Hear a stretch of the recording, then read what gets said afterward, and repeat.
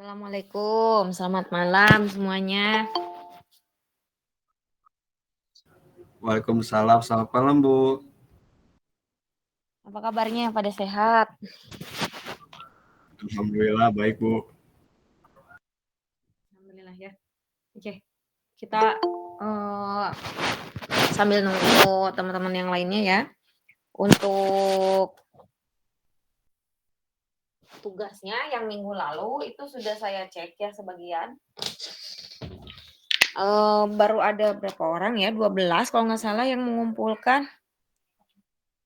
Masih ada yang belum mengumpulkan ya, tapi boleh silahkan kalau mau menyusul ya, mengumpulkannya boleh silahkan di ini aja di upload di link yang sudah di share oleh Mary ya Mary ya. Iya Bu. Untuk ininya apa? Untuk filenya. Nah kalau bisa bagi yang belum mengumpulkan atau kalau mau dilengkapi yang sudah mengumpulkan tapi tidak menyertakan dengan jurnalnya, jurnal aslinya ya. Nah itu boleh dimasukkan. Ada beberapa yang sudah disertakan dengan jurnalnya, ada yang belum, jadi hanya dokumennya saja gitu ya. Nah itu silakan dilengkapi.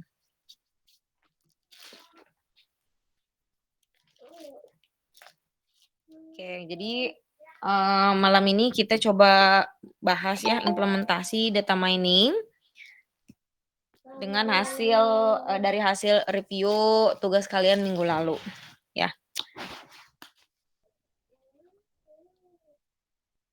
Oke, untuk yang pertama silakan siapa yang sekiranya bisa share atau menyampaikan hasil review dari jurnalnya, silakan. Nggak usah ditunjuk lah, inisiatif sendiri saja.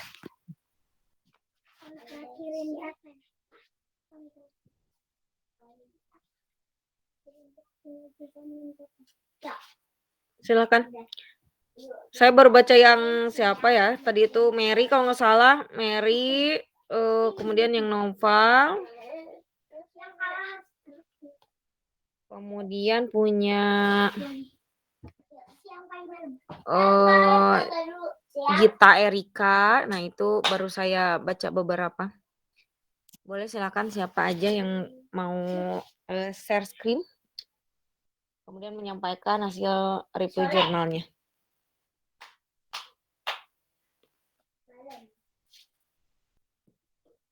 Ayo.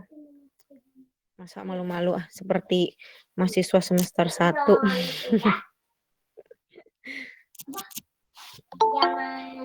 Jangan 6 kedua dijamin ya.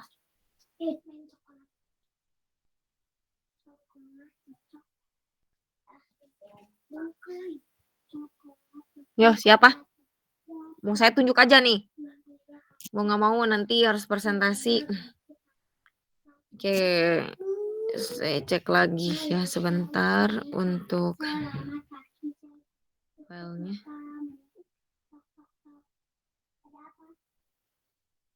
Oke, ada Derajat Panji, Mia, Tina, Fauzan.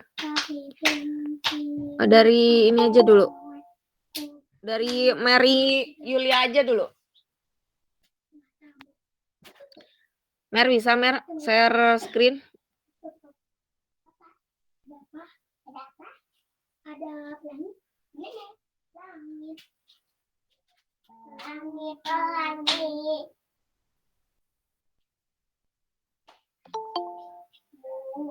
Halo, Mary Yulia.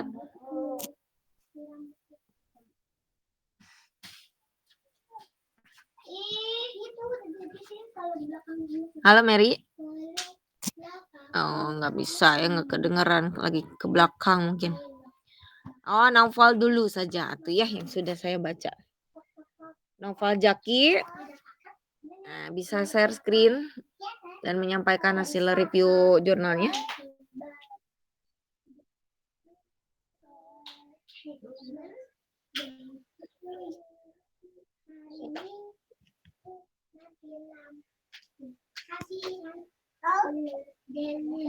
Oke, ya, sudah tampil. Silakan ya.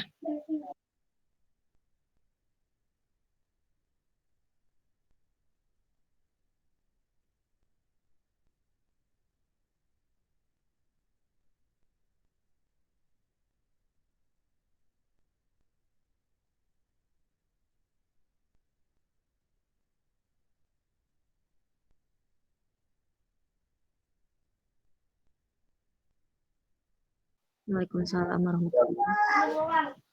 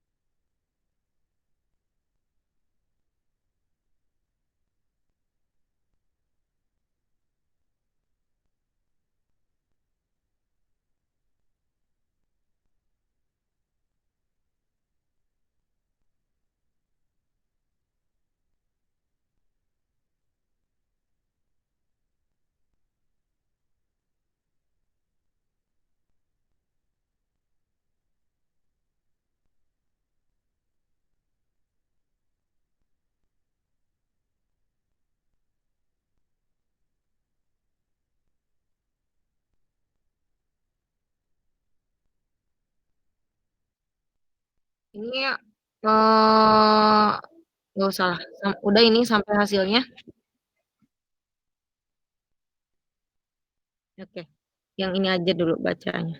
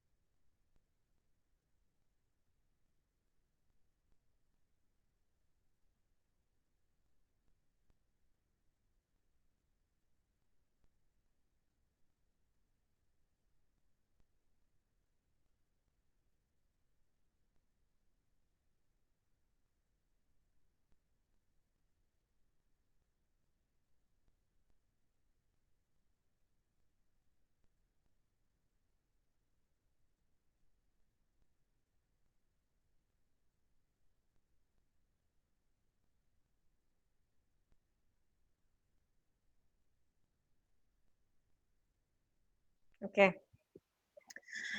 Dari hasil review yang, Naufal lakukan, ini kira-kira sudah terbayang ya implementasi dari data mining, khususnya untuk net bias kan ini yang digunakan algoritmanya? Nah, bisa ya kalau misalkan nanti mungkin kalau minat di data mining nanti bisa diimplementasikan untuk skripsinya misalkan. Jadi kebayang ya alurnya seperti apa nanti kalau diimplementasikan di dalam, karya ilmiah gitu. Ya. Oke, kita lanjut ke yang lain. Mary Yulia sudah ada belum? Ya, udah. Terima kasih. Mary Yulia ada? Ada. Ya, Mary bisa share screen, Mary. Mary lumayan Iya, banyak Bu. kan jurnalnya. Tapi yang Mary itu ada satu yang nggak pakai kelemahannya. Oke, nggak apa-apa.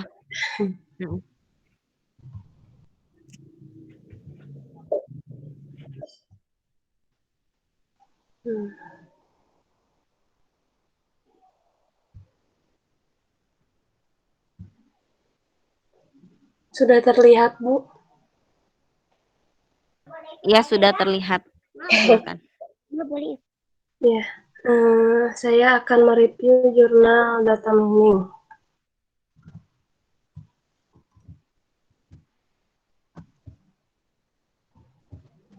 Dari judulnya yang pertama, analisis penjualan produk retail dengan metode data mining asosiasi. Jurnalnya, jurnal kajian ilmiah. Volume dan halaman, volume 18 dan halamannya 231 sampai 237. Tahunnya 2018, penulis M. Hadi Prajitno dan Rasim. Reviewer Mary Yulia, tanggalnya tanggal 29 bulan 12 tahun 2021. Tujuan penelitian, data transaksi bukan hanya disimpan dan dibuatkan laporan secara periodik, namun data tersebut harus dapat membantu dalam proses analisis dan membuat keputusan. Subjek penelitiannya, data mining asosiasi, algoritma a priori, rapid miner. Metode penelitian data mining asosiasi. Hasil penelitian dari hasil perhitungan, perusahaan akan lebih memperhatikan barang-barang yang sering dibeli pelanggan dalam waktu yang bersamaan. Kekuatan penelitian menunjukkan jenis-jenis produk yang dibeli oleh pelanggan, sehingga terlihat suatu pola berupa produk yang sering dibeli. Maka dapat dibuat sebagai sebuah dasar keputusan untuk menentukan produk apa saja yang cocok untuk dipromosikan. Kelemahannya ini masih kosong ya, Bu. Kesimpulannya dari yang dilihat pada hasil penelitian bahwa data pelanggan yang membeli barang-barang yang sering dibeli akan menentukan jenis barang yang cocok untuk dipromosikan. Ini Promet File Review jurnal kedua. Judul penerapan data mining untuk memprediksi permintaan produk kartu perdana internet menggunakan algoritma C5.0. Studi kasus Vidha Ponsel. Jurnalnya Jurnal Talita Informatika. Volume dan halaman, volume 6 dan halaman 419 sampai 424. Tahunnya 2018, penulis Karlis Huta Barat. Reviewer Mary Yulia, tanggal 29 bulan 12 2021. Tujuan penelitian untuk mengetahui faktor mana saja yang paling dominan mempengaruhi tingkat permintaan kartu perdana internet dan memprediksi permintaan produk kartu perdana dengan tepat dan akurat. Subjek penelitian data mining, produk kartu perdana internet, algoritma C5.0, metode penelitian, algoritma C5.0. Hasil penelitian, hasil pengolahan data penjualan kartu perdana internet setelah dilakukan prediksi menyatakan bahwa faktor yang paling mempengaruhi permintaan adalah jenis jaringan. Kekuatan penelitian klasifikasi algoritma yang cocok untuk kumpulan data besar seperti pada produk kartu perdana internet. Kelemahan penelitian, banyak kartu perdana yang tidak terjual sama sekali dalam kurun waktu 1 bulan, sehingga merugikan perusahaan dan supplier. Kesimpulannya, prediksi ini sangat berguna untuk menentukan kartu perdana internet yang diminati konsumen sebagai senjata yang digunakan perusahaan untuk meningkatkan penjualan di toko dan menjadi kebijakan yang digunakan dalam pengorderan kartu perdana internet yang diminati konsumen. Ini ada format review jurnal ketiga. Judul penerapan data mining terhadap penjualan pipa pada Siti Gaskindo Sentosa menggunakan metode algoritma a priori. Jurnal Riset Informatika, volume dan halaman, volume 1 dan halaman 167 sampai 172, tahun 2019, penulis Golada TM Napitupul, Anggi Oktaviani, Dahlia Sarkawi, dan Ita Yulianti. Reviewer Merilia, tanggal 29 bulan 12 tahun 2021. Tujuan penelitian untuk memprediksi penjualan pipa pada Siti Gaskindo Sentosa dengan menerapkan algoritma a priori sehingga dapat diketahui pola perilaku konsumen dan diharapkan dapat meningkatkan penjualan pada perusahaan. Subjek penelitian algoritma a priori data mining penjualan produk pipa. Metode penelitian algoritma a priori. Hasil penelitian algoritma a priori dapat membantu mengembangkan strategi pemasaran untuk memasarkan produk lain dengan menganalisa kelebihan dari nilai jual produk yang paling laris terjual. Kekuatan penelitian algoritma a priori dapat diselaraskan dengan aplikasi tenaga dan dengan mendefinisikan lebih banyak variabel yang kompleks, serta melibatkan lebih banyak jenis produk untuk asosiasi aturan final. Kelemahan penelitian karena perlu adanya variabel yang kompleks, sehingga jika ada variabel yang kurang, maka tidak akan selaras. Kesimpulan, agar dapat memprediksi penjualan periode selanjutnya dengan memanfaatkan data melalui pengamatan histori transaksi. Data tersebut tidak hanya berfungsi sebagai arsip bagi perusahaan, tetapi juga dapat diolah menjadi informasi yang berguna dalam upaya peningkatan penjualan dan pemasaran produk dengan menerapkan algoritma a priori pada Siti Gaskindo. Udah, Bu, selesai. Oke. Nah, kira-kira ini dari berapa kamu 3 ya? Iya, Bu. 3 jurnal yang direview.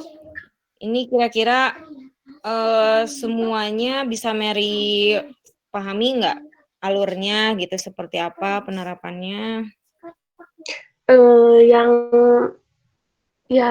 jurnal yang kedua sama yang ketiga ini sih, Bu, ada nggak ngerti. Soalnya kan yang kedua. Iya, yang kedua. Soalnya apa? Soalnya menggunakan algoritma C5.0, jadi bingung gitu. Jadi bingung gitu. Iya. Ya. Berarti ya ini harus dipelajari lagi karena memang sebagian besar itu tidak dibahas ya untuk prakteknya, untuk algoritmanya paling hanya 1 saja. Oke, terima kasih Mary untuk sharing-nya. Satu lagi lah, siapa yang mau presentasi jurnalnya yang beda dengan yang tadi ya, yang dengan Nova ataupun dengan Mary.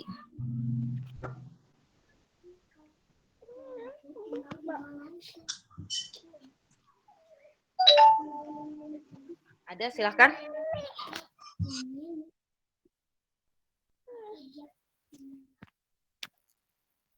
Atau mau saya tunjuk lagi?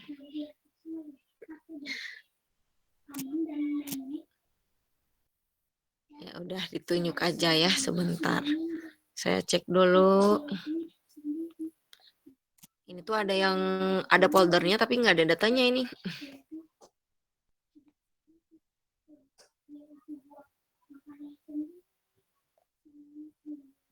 Oke, Detristi ada.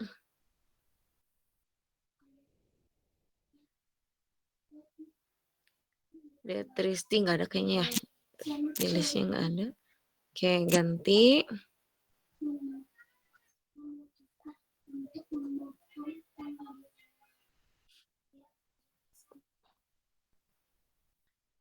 Derajat Panji, ada Derajat Panji?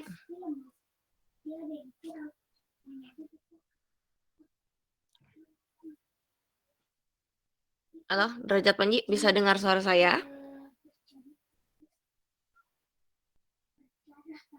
Nggak di tempat ini kayaknya ya.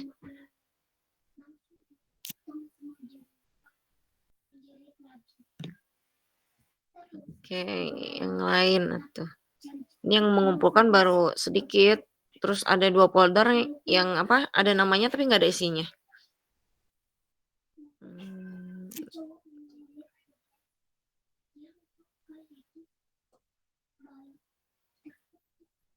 Fitri ada Fitri?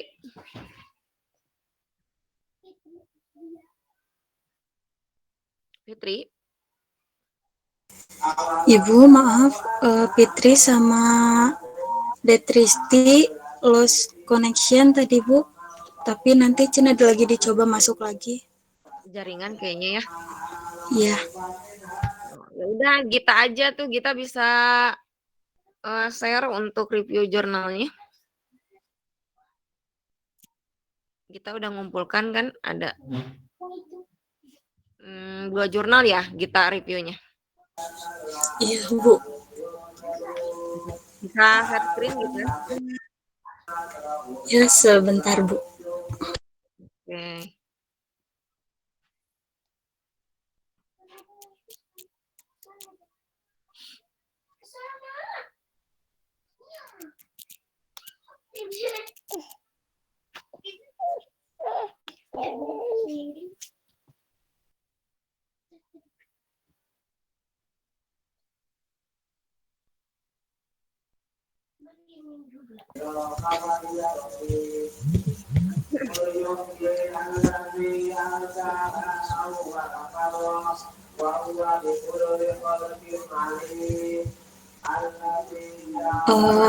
Assalamualaikum warahmatullahi wabarakatuh.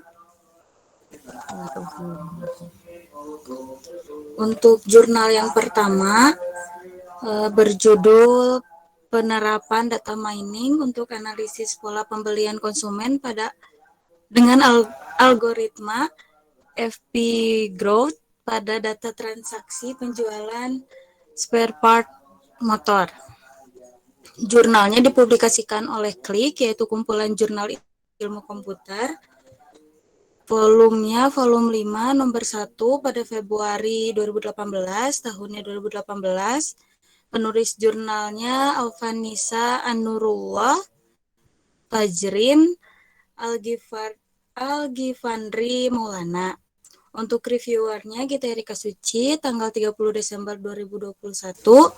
Tujuan penelitiannya mengetahui pola pembelian konsumen pada masing-masing cabang, menginterpretasikan pola yang telah dihasilkan menjadi sebuah informasi, merancang bagaimana strategi dan sistem penjualan yang baik, menerapkan metode data mining dengan algoritma FP Growth ke dalam aplikasi analisis pola pembelian konsumen, dan menguji pola yang telah diterapkan berhasil atau tidak.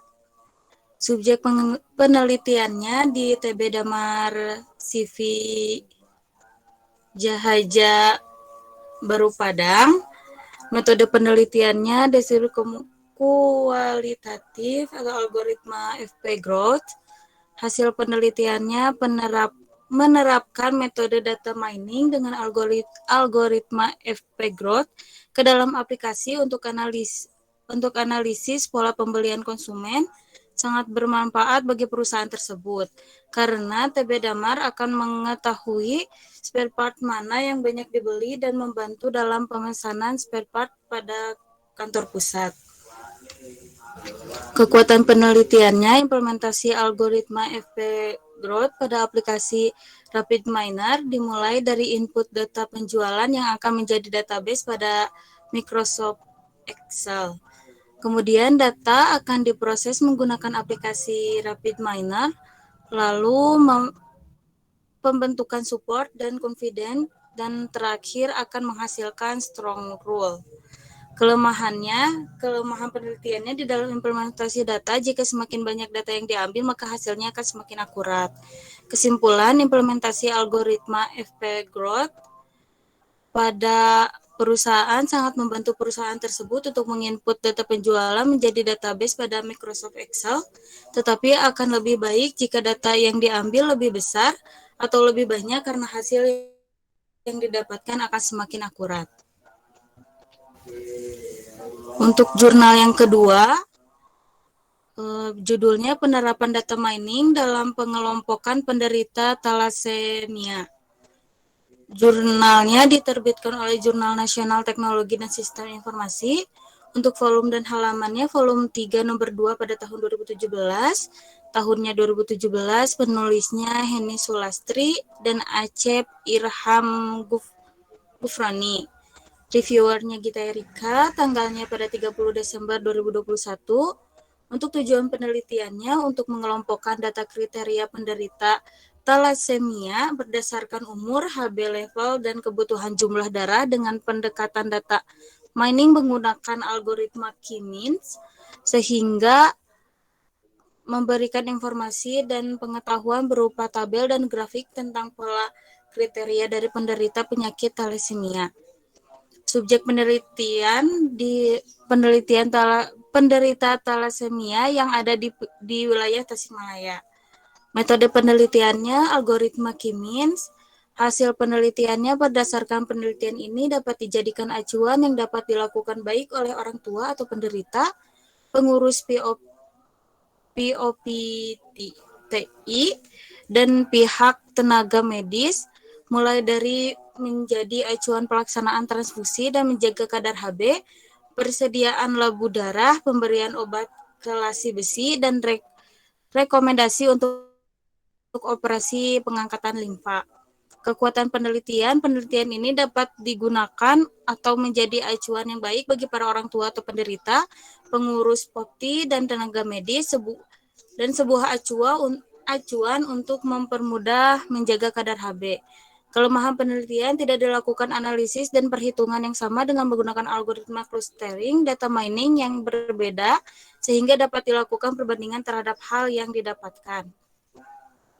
Kesimpulan, berdasarkan penelitian ini dapat disimpulkan bahwa telah berhasil dilakukan pengelompokan kepada para penderita thalassemia dan juga dapat membantu untuk menjaga kadar HB darah. Tetapi alangkah baiknya jika dilakukan analisis dan perhitungan yang sama dengan menggunakan algoritma clustering, data mining yang berbeda sehingga dapat dilakukan perbandingan terhadap hasil yang didapat. Sekian, Bu. Oke, ini isinya dari review jurnalnya ini punya Gita cukup bagus ya. Jadi kalau saya baca untuk teman-teman yang lain yang kelas malam atau yang kelas reguler itu kadang-kadang masih bingung nih, misalkan untuk menentukan metode penelitiannya begitu ya. Jadi untuk metode penelitiannya itu biasanya kan yang paling umum itu apakah dia masuknya ke metode kualitatif atau ke kuantitatif begitu. Nah, kita bisa tentukan atau bisa memprediksi ya, memperkirakan kira-kira walaupun di jurnalnya itu kadang-kadang tidak disebutkan gitu ya, ini metodenya yang dipakai metode kualitatif atau kuantitatif gitu ya. Intinya kalau misalkan yang ada hitung-hitungan gitu ya, jadi ada perhitungan di dalamnya, kemudian nanti data yang disajikannya berupa numerik ya, boleh persentase ya atau apapun gitu ya. Nah itu kalau yang ada angka-angka berarti itu berhubungan dengan kualitatif metodenya. Jadi bukan kualitatif. Kemudian misalnya kalau untuk kuantitatif itu di bab satunya ya itu ada hipotesisnya atau hipotesanya dulu. Ya, bisa jadi untuk kuantitatif ini dia membuktikan satu teori gitu ya. Jadi mau membuktikan apakah memang teori ini sesuai dengan keadaan di lapangan atau tidak begitu. Nah, tapi adapun kalau di kampus kita ya, karena apa ya, bukan bisa dikatakan campuran gitu ya. Jadi antara kualitatif dan kuantitatif gitu ya.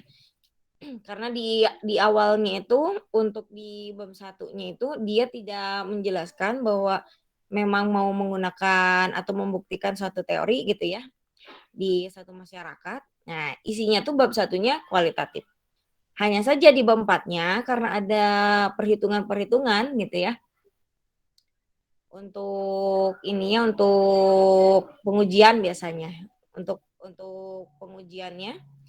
Nah, itu misalkan untuk pengujian apanya ya, atau untuk pengujian ke usernya, biasanya menggunakan TAM, teknologi acceptance model misalkan. Nah, di dalamnya itu kan ada perhitungan-perhitungan yang memang kita membutuhkan software tambahan gitu ya, bisa menggunakan SPSS atau bisa menggunakan manual, menggunakan Excel gitu. Nah, itu kan data yang disajikannya itu berupa numerik gitu ya. Nah, karena awalnya kita kualitatif, walaupun di bab 4-nya pembahasannya itu isinya itu hitung-hitungan, supaya tetap ya sesuai, mau kualitatif berarti nanti data yang disajikannya di kesimpulan gitu ya, itu jangan mengangkat atau jangan menyajikan berupa angkanya gitu ya. Jadi cukup kesimpulannya berupa deskripsinya saja gitu, uraiannya saja. Jadi jangan menyajikan angkanya gitu. Tapi kalau misalkan mau menyajikan angka, yang berarti harus diganti gitu ya metodenya. Nah, itu kadang-kadang menjadi masalah juga gitu. Ini kan kalian tingkat akhir ya, sedang menyusun skripsi, proposal? Oh, belum, Bu. Belum. Oh, berarti baru semester berapa? 6 ya? 6. Iya, Iya, 6, Bu. ya, 6. Ya, berarti masih ada 1 tahun nih. Ya, kira-kira harus mulai dipikirkan nih, mau sayanya minatnya di mana. Nah, kemudian nanti cari jurnalnya itu, perbanyak baca jurnalnya itu yang memang satu konsep gitu ya. Misalkan kalau kalian minatnya di data mining. Nah, data mining kan banyak algoritma yang digunakannya. Misalkan saya tertariknya untuk menggunakan net bias algoritmanya. Ya, berarti kalian harus perbanyaknya itu lebih ke penerapan algoritma net biasnya saja. Ya, sehingga nanti referensinya itu akan ada keterkaitan gitu ya. Nanti kalian bisa menyimpulkan nih kekurangan dan kelebihan judul atau skripsi kalian dengan referensi yang kalian baca gitu ya, jurnal yang kalian baca mengenai net bias ini. Nah, itu kekurangan dan kelebihannya bisa di-compare gitu. Itu kan nanti kalau di skripsi itu kan minimalnya harus ada 6 jurnal yang kalian baca. Yang memang ada keterkaitan dengan judul yang kalian ambil gitu. Jadi harus ada irisannya.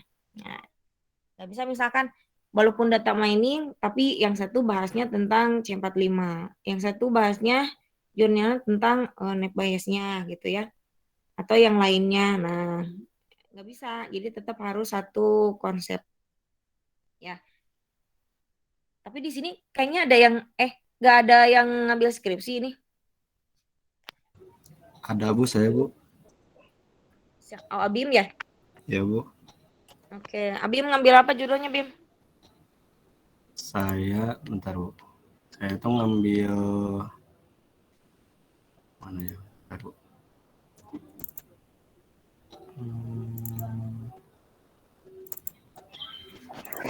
Salah nih. Bentar.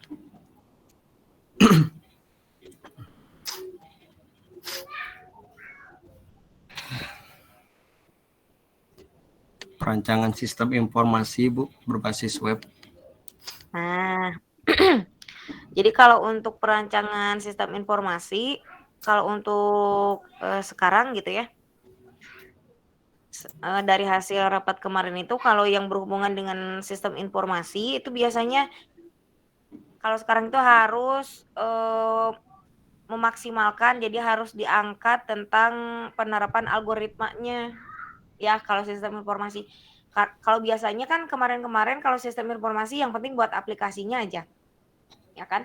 Tanpa harus memunculkan algoritma yang digunakan gitu ya, di judulnya maupun di isinya. Diisi bab 3 dan bab 4-nya gitu ya, jadi nggak ada bahasan. Tapi kalau sekarang itu disarankan harus ada penerapan algoritmanya kalau sistem informasi gitu ya.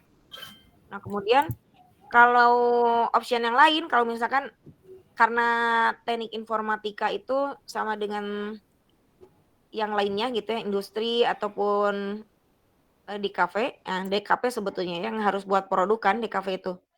Nah kalau untuk informatika juga kan harus buat produk, jadi harus ada wajib aplikasinya. Kemarin-kemarin itu ya. Nah kalau sekarang untuk judul yang biasanya ruang lingkupnya itu besar gitu ya, itu bisa sampai yang diusulkannya itu prototipenya saja gitu. Jadi untuk menyelesaikan proyek skripsinya itu ya. Nah, dalam artian kalau prototipe itu kan berarti kan belum jadi ya. Nah, itu dengan syarat biasanya memang yang dibangunnya itu, yang disajikannya itu memang luas gitu ya, sehingga tidak akan mungkin diselesaikan dalam waktu 1 semester misalkan. Nah, itu boleh prototipe. Kalau yang kemarin-kemarin kan khususnya yang pernah saya uji itu kan dia menggunakan data mining ya, tapi tidak ada penerapannya gitu ya ataupun komparasi dengan suatu program gitu. Nah, itu tetap walaupun dia pakainya skripsinya data mining, jadi tetap harus ada aplikasinya. Makanya ketika sidang ya ditunda gitu, harus mau nggak mau buat dulu aplikasinya untuk implementasinya. Nah, kalau sekarang boleh prototipe tapi dengan syarat memang harus luas gitu ya cakupannya. Nah, itu bisa dipertimbangkan. Jadi nggak sampai jadi gitu ya produknya. Itu boleh. Ya, jadi ini buat yang teman-teman yang mungkin belum mengajukan judul skripsi, nah itu boleh dimulai dibaca-baca kira-kira saya mau apa gitu. Ya ini sebetulnya kalau skripsi itu sesuai dengan kemampuan kita aja di mana gitu ya. Memaksakan jangan, tapi tidak dipaksakan juga jangan. Kalau tidak dipaksakan ya nggak akan lulus-lulus gitu. Sayang kan perjuangan selama 4 tahun.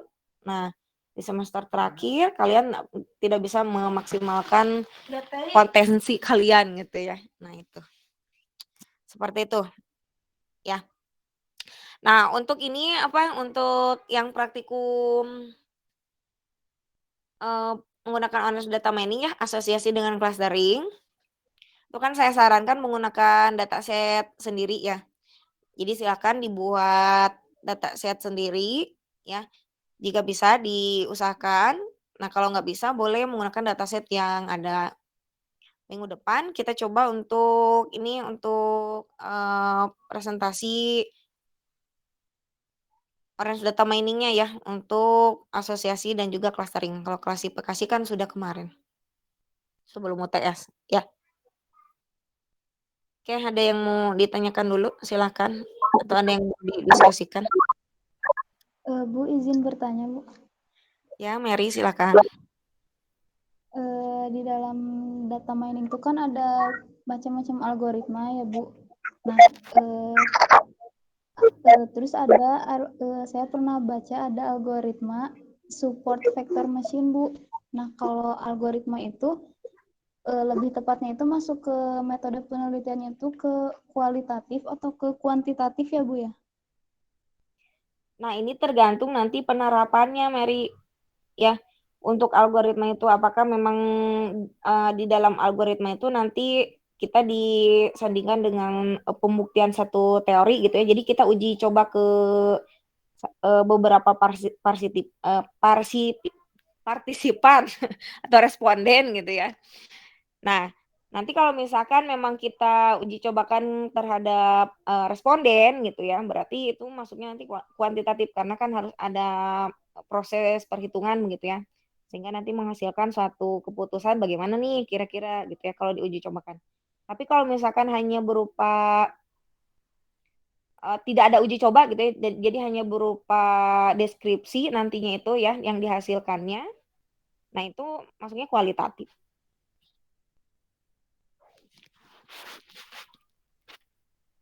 Jadi saran saya untuk Mary itu nanti lebih kalau minat atau tertarik ya sebetulnya dalam satu algoritma apapun, nah boleh diperbanyak jurnal yang dibacanya untuk referensi gitu. Oke, Mer? Kalau untuk klasifikasi, contohnya data penerima bantuan sosial itu gimana, Bu? Dana klasifikasi, dana bantuan, nanti yang dihasilkannya tujuannya mau apa nih?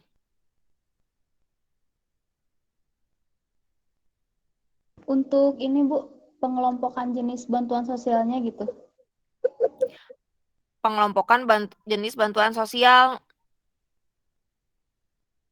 Ya berarti itu mah kualitatif ya. Kan hanya mengelompokkan kan. Jadi berupa ya deskriptif. Ya, Mer. Oh iya, Bu.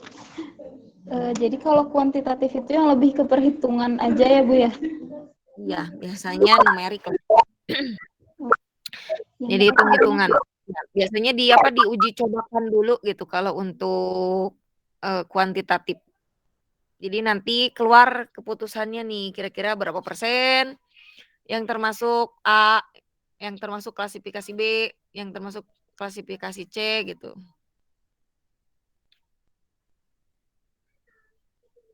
Tapi kalau tidak ada perhitungan-perhitungannya begitu ya. Jadi hanya berupa ya udahlah di satu dataset itu, kumpulan dataset itu ya diproses gitu ya, kemudian nanti muncul klasifikasinya gitu langsung. Ya berarti itu nggak ada proses kan, nggak ada proses yang diuji cobakan dulu terhadap respondennya seperti apa gitu. Nah itu berarti kualitatif kalau langsung mengelompokkan. Ya, Mary ya. Oke, ada lagi teman-teman? Silakan. Tapi Bu, kalau misalkan nih, kan ini pengklasifikasian masuknya tuh dia penerima misalkan bantuan A atau B.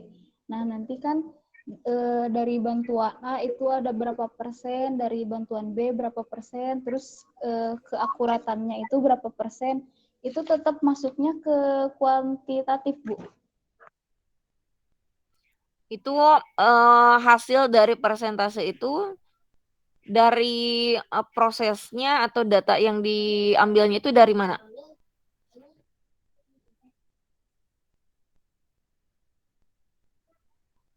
Cara mengambil datanya dari mana? Maksud saya, apakah dari hasil kuesioner atau apa gitu? Oh, datanya ada Bu, data realnya gitu Bu. Jadi bukan dari hasil kuesioner Bu.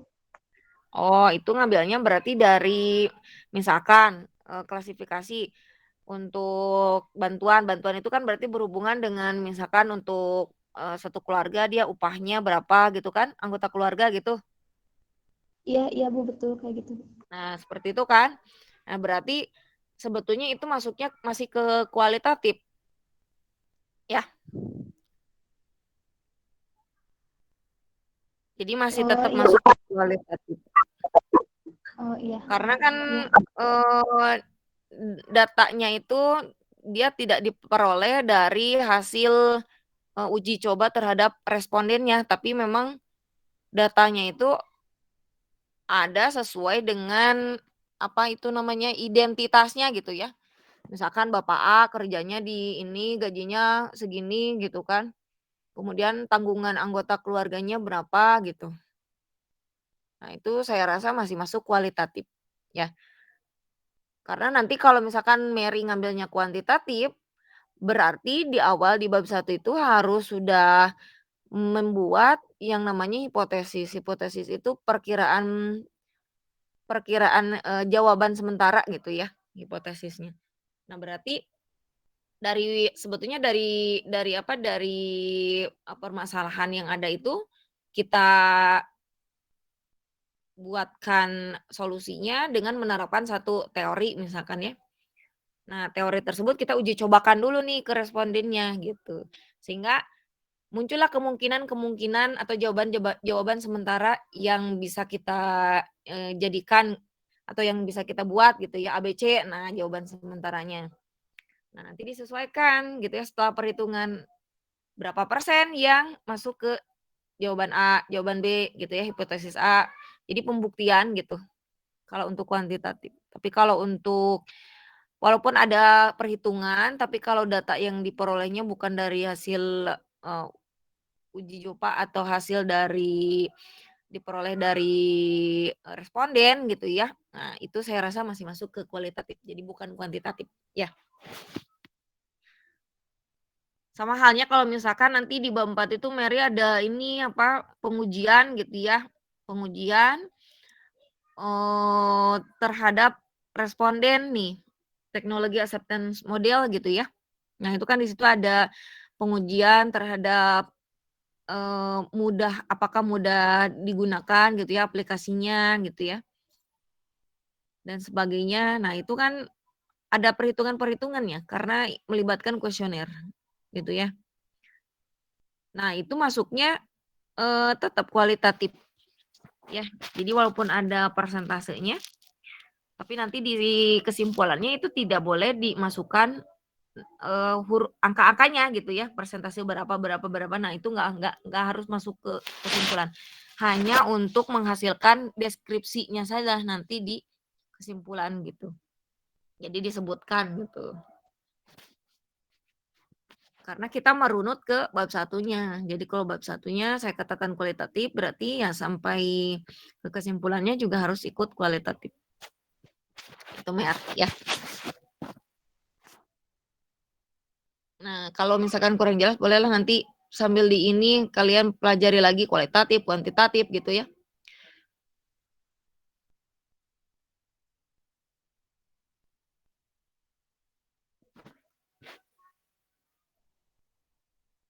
Itu ada lagi teman-teman silakan yang mau ditanyakan. Sambil saya absen ya. Bentar. Ini saya pakai handphone.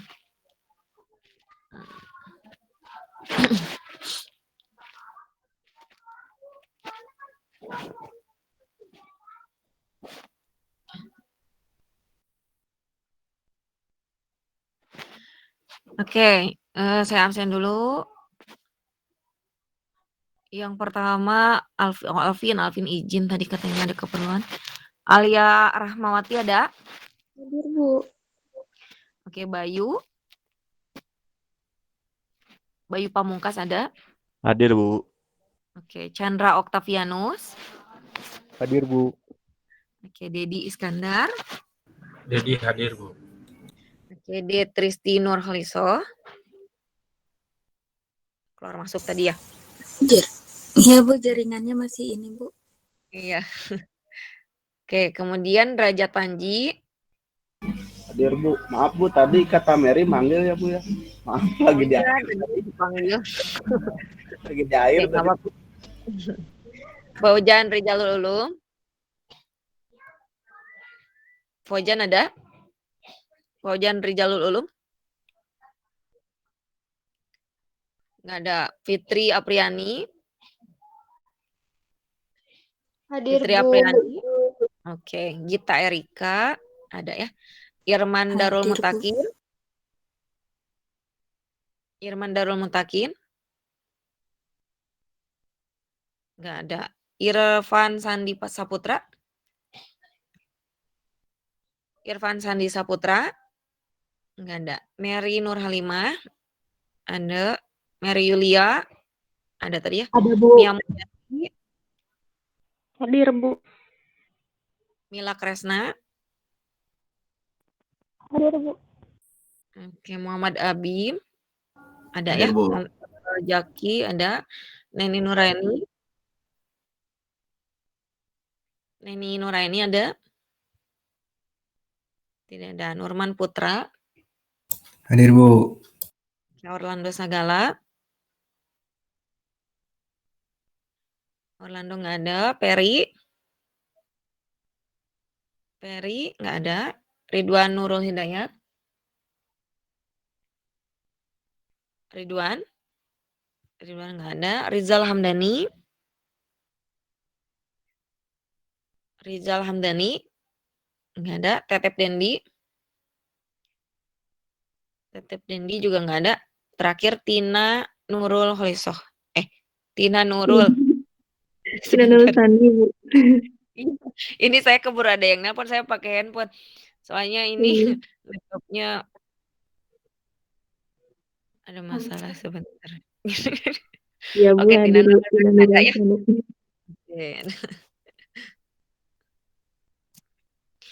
Oke, itu jadi teman-teman ya. Untuk pertemuan kita hari ini ya kita cukup membahas untuk implementasi dari data mining begitu ya. Apa saja? Karena pasti kadang-kadang pusing gitu ya. Contohnya saya kan ngajar struktur data nih.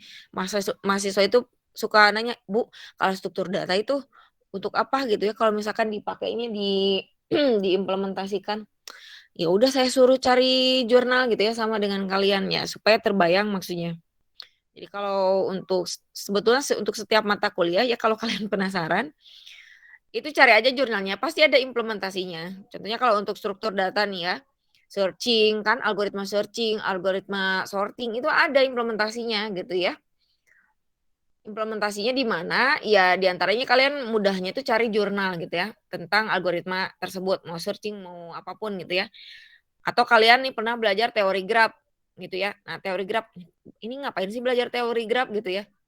Kalau untuk informatika kenapa harus belajar? Nah, kalian coba searching aja implementasi teori graph untuk apa gitu ya. Nah, itu biasanya ada muncul jurnalnya gitu. Jadi sebetulnya ya apa yang kalian pelajari di khususnya di jurusan teknik informatika ini ya pasti ada tujuannya gitu ya. Ya ada manfaatnya lah. Entah implementasinya itu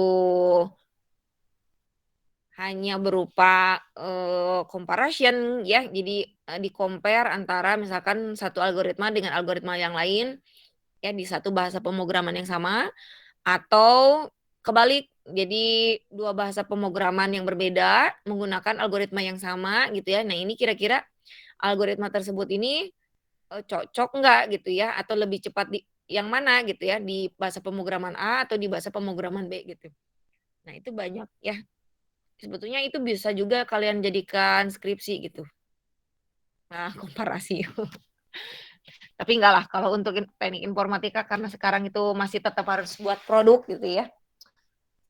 Jadi harus berupa studi kasus ya yang menghasilkan produk nyata gitu. Tujuannya agar produk kalian itu bisa dimanfaatkan oleh banyak orang lah ya. Oke, itu ada yang ditanyakan dulu atau ada yang mau disampaikan silakan.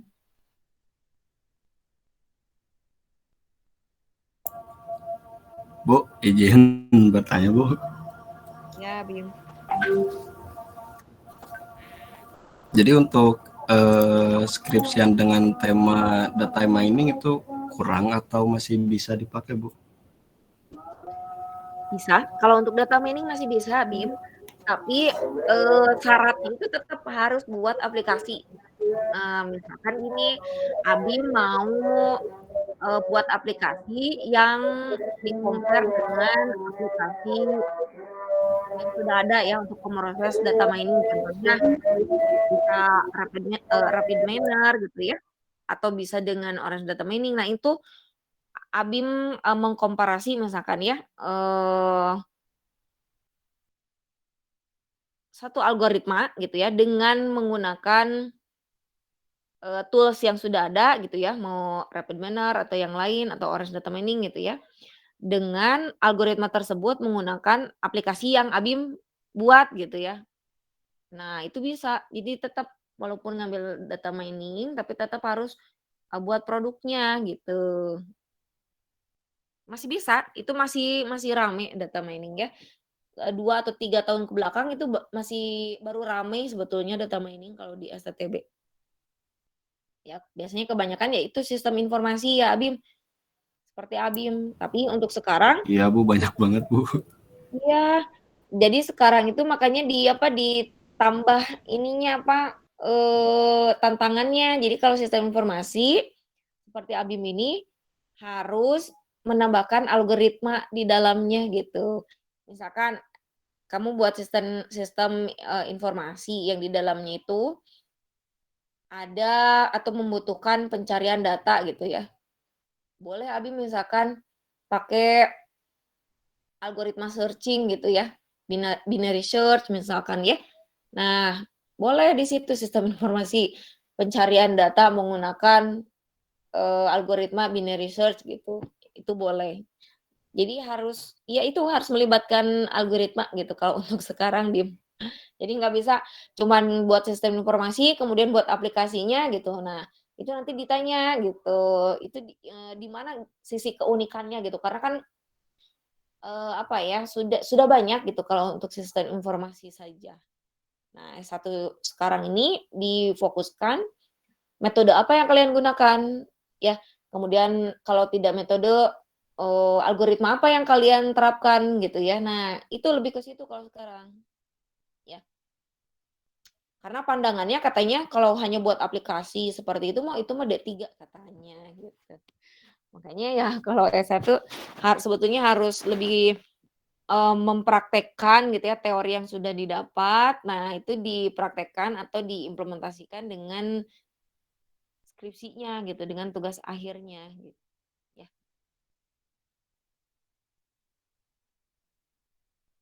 Begitu Abim. Jelas ya? Siap Bu, terima kasih Bu. Oke. Ada lagi teman-teman yang lain yang mau ditanyakan atau disampaikan? Cukup? Ya, kalau tidak ada lagi yang ditanyakan, saya cukupkan untuk pertemuan kita kali ini dengan mengucap alhamdulillahirabbil alamin. Mudah-mudahan kita selalu diberikan kesehatan dan selalu dimudahkan dalam setiap urusannya begitu ya. Dimampukan lah untuk menyelesaikan setiap permasalahan atau cobaan gitu ya. Untuk minggu depan jangan lupa silakan dicoba untuk praktikumnya ya. Nah, nanti insya Allah minggu depan, walaupun materinya sebetulnya untuk minggu depan itu beda ya bahasannya, tapi nggak apa-apa. Kita coba untuk praktikum saja gitu ya. Kalau materi mah kalian bisa pelajari sendiri. Itu yang saya sampaikan untuk pertemuan kita hari ini. Wabillahi taufiq wal hidayah. Assalamualaikum warahmatullahi wabarakatuh. Waalaikumsalam.